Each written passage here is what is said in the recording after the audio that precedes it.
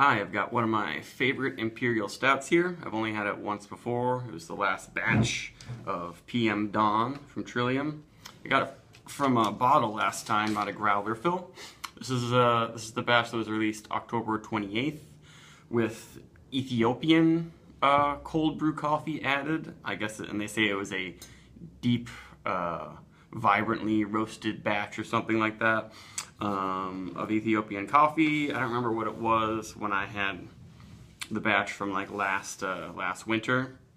And what I like about this one is that it's 9% alcohol. It's not a huge in-your-face Imperial Stout, but it packs all the body and flavor of an Imperial Stout without, it's not super soy saucy, I remember, and bitter and roasty and kind of licoricey or any of that. And the coffee adds a lot of nice vanilla and chocolatey notes, especially. There's a pretty complex malt bill in this one, including black patent malt and roasted barley. There's no oats or anything like that.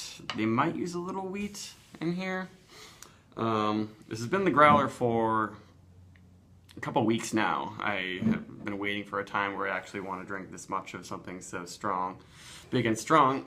And tonight is the night, finally. I think the carbonation should still be good. I heard a nice pfft when I opened it.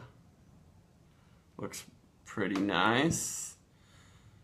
Head's forming, pretty dark head there.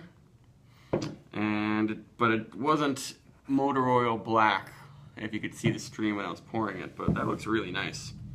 Didn't pour it too hard, but we have good head, nice head retention. Sometimes with these strong stouts, you never know if you're going to get much of a head, or if you do, then they might be a little overcarbonated. I don't like super carbonated stouts.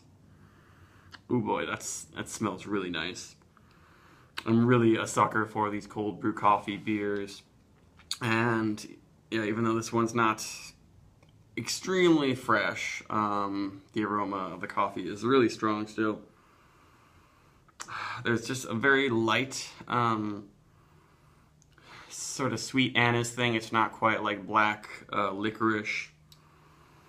Well, there's plenty of sort of vanilla, oaky coffee and a lot of dark fruits too. And yeah, hot cocoa sort of aromas in there also. It smells a little bit sweet, and it's sometimes like the addition of cold brew coffee almost smells like there's oats in it. It almost has this kind of malted milk ball oaty sort of thing that I get from oatmeal stouts. But it also just comes from having malted barley in the malting process combined with these dark malts, including chocolate malt in here, that makes it seem like it's like a Whopper, you know, those candy bowls. Yeah, that smells really nice, but it's got a little bit of a powdery cocoa dry edge to it. It seems a little bit less sweet than last time I had it, maybe. Oh yeah, and the mouthfeel is real big and sweet on this one, but somehow, yeah, it's right on the edge of being syrupy maybe. It'll probably be sticky if you spill some or get it all over your lips. But that mouthfeel is really, really nice, and there's just a little bit of a roasty burn espresso sort of finish. But it starts off a lot less roasty and bitter, then it gets more into the dark chocolate thing through the finish. But it's creamy, smooth, on the thicker side of fluffy. Yeah, but the feel is really nice. It's not too carbonated, I don't think. It's come down to just a little bit of little cap of foam.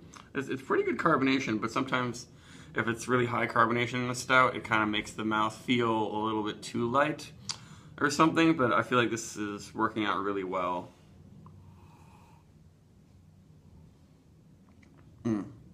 It's really rich and on the edge of being cloying and has some kind of molassesy flavors almost in the finish. But it's not too hard in my opinion. It's not really smoky, it's just super dark chocolate. And yeah, not quite French roast coffee, maybe more of an espresso mixed with like a lighter, fruitier roast. because I get some dark fruits, but it's still, there's plenty of rich, sweet chocolate flavors that I really like in stouts. I don't like it to be too plummy most of the time, or too estery like with Belgian yeast.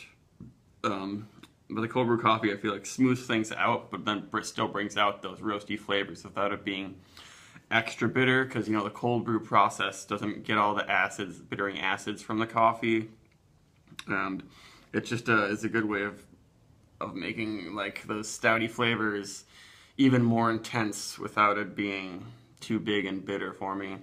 Yeah, this is kind of my favorite sort of imperial stout, and it's my favorite. It's my favorite probably because it's not so big. I don't know if I've tried their Night and Day. That's their like 11% alcohol stout, and they've made some collaboration ones that are real big that I should probably give a try. But this one is significantly cheaper, and something that I don't have to like have a big event to actually drink it. What is really nice, and there's just so many different caramely, molassesy, vanilla flavors mixed in with coffee and chocolate happening. And it's very light, dark fruits. Maybe a figgy sort of thing is happening in there. Fig Newton.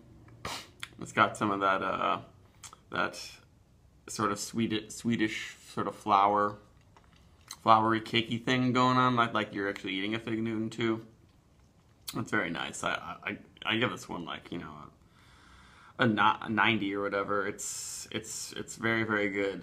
I don't know if I can give it any bags of popcorn, because popcorn and coffee don't really go that well together. But yeah, we'll do a 90 for the day and night. This is still maybe my favorite coffee stout, maybe my favorite imperial stout. But I'm just kind of returning to stouts because it's getting colder and I'm in the mood for them. So I'll keep reviewing and maybe I'll decide which ones are my favorites this year. See you later.